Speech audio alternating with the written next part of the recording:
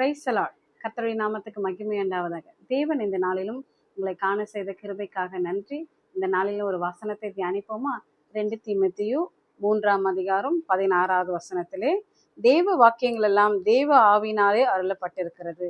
தேவனுடைய மனுஷன் தேறினவனாய் இருக்கவும் எந்த நற்கிரிகளை செய்யவும் தகுதி உள்ளவனாக இருக்கும்படிக்கு. ஆமீன். இந்த நாளில கர்த்தர் சொல்றார், தேவ ஆவியானவர் தேவ வசனத்தை நமக்கு கொடுத்திருக்கிறார்.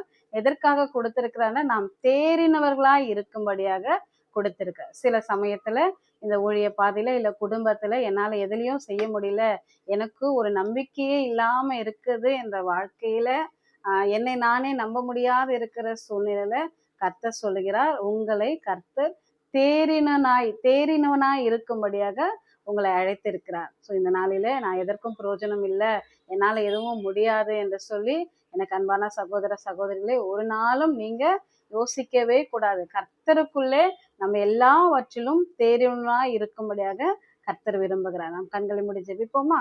ஸ்தோத்திரிக்கிறோம் ஆண்டவரே, ஸ்தோத்திரம் அப்பா. இந்த ஆசீர்வதிக்கப்பட்ட இந்த காலை வேளையில உண்மை நன்றியோடு துதிக்கிற ராஜா. இந்த நேரத்திலும் உம்மை பார்க்க, உம்மை துதிக்க, உம்மை ஆராதிக்க நீர் கொடுத்த கிருபைக்காக நன்றி.